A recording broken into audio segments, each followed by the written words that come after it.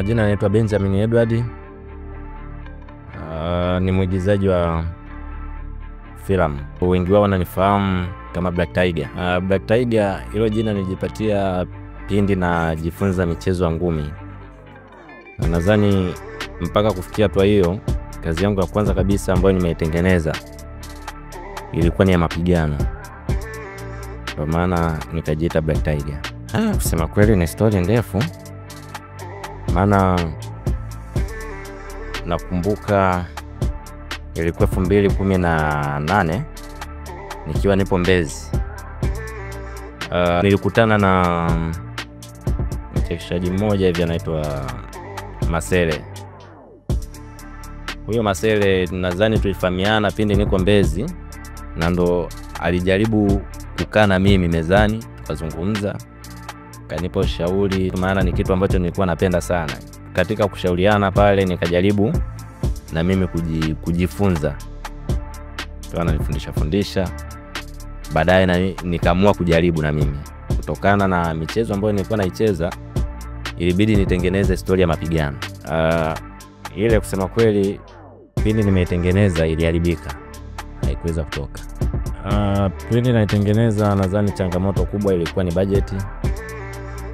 Budget ilikuwa ni ndogo. Nadhani katika mpangilio wangu ambao nilikuwa nimeupangilia tulivyofanya ile kazi, baadaye cameraman ambaye alikuwa ananishoot ile kazi na ndo alikuwa ana edit. Sasa katika kwenda nayo tulisumbuana sana kutokana na swala la kuongezea pesa, maana kiwango ambacho tulikuwa tumekubaliana ilibidi aongeze zaidi ya pale kwa sababu kazi ilikuwa ni kubwa kidogo. Kwa nikawa nimeshindwa kuimalizia, ilibidi haifute.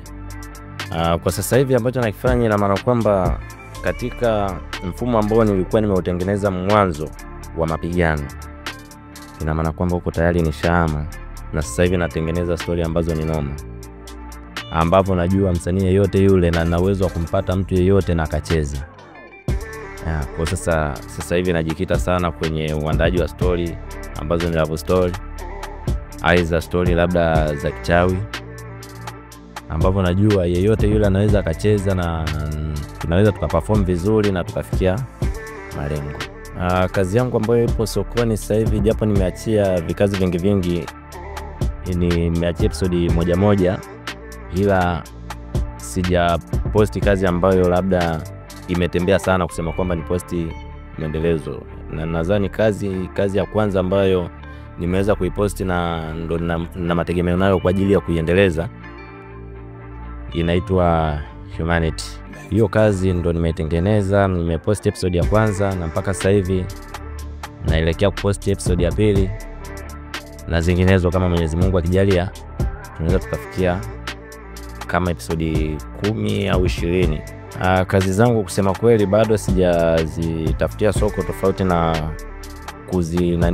tofauti na kuposti YouTube, maana naitegemea YouTube sana. Nadhani kama Mwenyezi Mungu akijalia nikafika hatua ya kuweza kutengeneza kazi na nikaipeleka Azam na DStv, ni jambo la heri. Changamoto ambazo nilikutana nazo kwa mara ya kwanza, ndo naanza nilikuwa na kundi kwa ajili ya kuandaa wasanii. Lakini katika kuandaa wasanii, tuseme kwamba kikubwa kilichokuja kutufelisha ni ushindani, kwa sababu nilipata walimu wawili ambao walikuwa wanafundisha.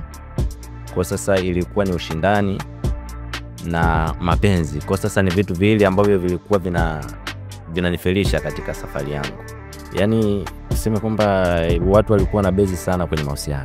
Yaani wasanii walikuwa na bezi sana kwenye mahusiano.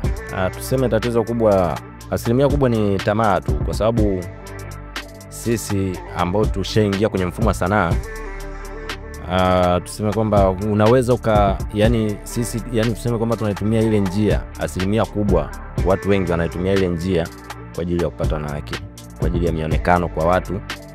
Lakini kwa mtu ambaye anajua kwamba yuko katika industry ya sanaa na yupo akimaanisha kwamba ni sehemu yake ya utafutaji, sidhani kama anaweza kufanya vitu kama hivyo. Soko ndo hivyo, kweli soko ni boom. Na katika uandaaji tuseme kwamba sisi asilimia kubwa Tanzania tunafeli katika uandaaji. Na ndo maana asilimia kubwa wengi tunalia kwamba soko ni gumu, lakini kutokana na uandaaji. Wengi wao tunatengeneza stori za kufanana. Unaweza ukaangalia fulani kafanya hivi na mimi ngoja nifanye kitu cha kufanania na yeye. Umeona? Aiza mwingine anaweza katoa story moja ambayo inaweza ikahiti sana na wewe unatengeneza kopi yake. Kwa sasa vile vya kuigana unakuta mtazamaji anaangalia kile kitu anaona mbona kile kitu ni cha kawaida ambacho nishawahi kukitazama. Lakini tukijaribu kubadilika tukatengeneza tukaja na mbinu mpya, unakuja na idea yako na kuja na idea yangu ambayo iko tofauti, nadhani tunashawishi watazamaji na watatufuatilia kwa wingi. Mimi kama mimi katika bodi ya filamu, yani kikubwa nilikuwa naomba labda waweze kutuangalia hata wasanii wa chini, kwa sababu nasema hivyo nikimaanisha kwamba wewe unaweza ukaingia labda bodi ya filamu na ni mtu ambaye una uwezo wa juu, lakini mimi ambaye ni underground, aiza ni mtu ambaye na kipato cha chini, siwezi kuifikia ile level ambayo unaweza ukaifikia wewe. Kwa sasa inabidi tuende kwa kujaribu kutazama kwamba huyu nitamshika vipi, aiza huyu nitamshika vipi aweze kufikia hatua anayoitafuta. Nadhani kusema kwamba bodi ya filamu kufikia stage ya kusimamia au kustopisha, ina maana kwamba ni kutokana na wasanii, kwa sababu unajua jinsi unavyojiweka ndivyo nitakavyokupokea Lakini ukija kwa kunishawishi mimi nikaweza kupokea, na mimi nitashawishika. Natumia Black Media. Kwa jina ambalo nafahamika kote ni Black Tiger. Natumia Facebook, natumia Insta, pia natumia TikTok, natumia YouTube, ndio mitandao ambayo naitumia. Mimi labda kikubwa niseme kwamba watarajie vitu vizuri ambavyo naviandaa kwa sasa hivi, ikiwemo tamthilia ambayo nimeiandaa kwa sasa inaitwa Humanity. Pia tuseme kwamba siwezi kusema mengi, aiza nikasema kwamba naomba msaada kutoka kwao, lakini nadhani kwa yule ambaye anaweza kaitazama hiyo kazi na anaweza na kavutiwa, nadhani anaweza akawa na shauku ya kunitafuta na kanambia bwana tukae mezani hivi, kwa sababu mimi bado najitafuta, na mpaka hatua hii nadhani sina msimamizi, ila ikitokea naweza nikafanya vitu vikubwa zaidi ya hivi ninavyofanya, ila kwa sasa hivi nafanya kitu kutokana na budget nilionayo. Ushauri wangu naweza nikasema kwamba kama kuna kijana yeyote ambaye anapenda kuingia kwenye industry ya sanaa, karibu. Lakini sasa kikubwa, sanaa inahitaji uvumilivu. Sanaa najua ina changamoto nyingi, kwa kama na uwezo wa kukubaliana kukumbana na hivyo vitu na kaviendo, namkaribisha.